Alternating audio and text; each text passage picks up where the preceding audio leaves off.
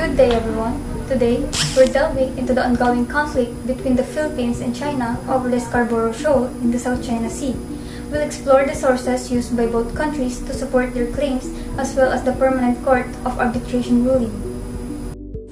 Thank you for having me. The Philippines' primary source for its sovereignty claim over the Scarborough Shoal is the United Nations Convention on the Law of the Sea.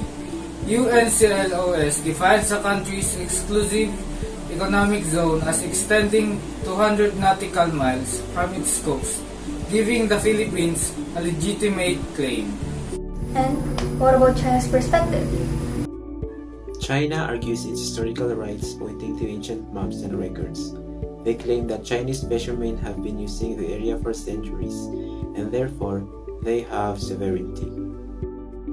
In recent years, the Scarborough Shoal, located in the South China Sea, has been a focal point of dispute between the Philippines and China.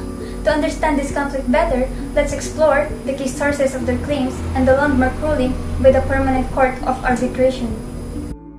Our primary source for sovereignty over Scarborough Shoal is the United Nations Convention on the Law of the Sea, commonly known as UNCLOS. UNCLOS is an international treaty that governs the rights and responsibilities of nations in their use of the world's oceans.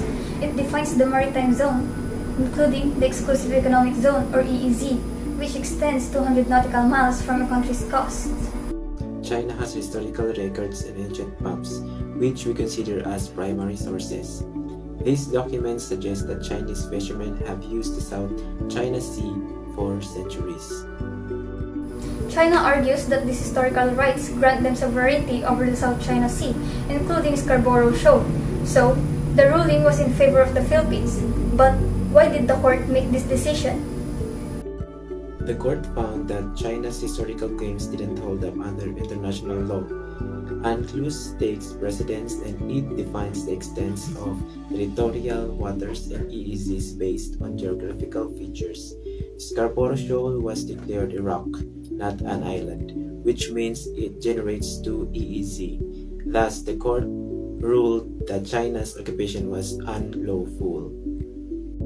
In 2013, the Philippines brought their case against China to the Permanent Court of Arbitration, seeking clarification of their maritime entitlements. In 2016, the court issued its ruling. The court's decision was based on UNCLOS, which takes precedence in international law. It found that China's 9-line claim, which encompasses most of the South China Sea, had no legal basis under UNCLOS. The court ruled that Scarborough Shoal was in fact a rock under UNCLOS, not an island. This meant it generates no EEZ. Therefore, the court determined that China's occupation of Scarborough Shoal was unlawful under international law.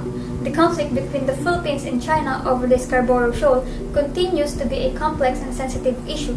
While both sides have their sources and arguments, the ruling by the Permanent Court of Arbitration remains a crucial reference point in the ongoing dispute. Thank you both for shedding the light on this complex issue. The Philippines and China continue to grapple with their differing claims, but the Permanent Court of Arbitration's ruling remains a significant point of reference in this ongoing dispute.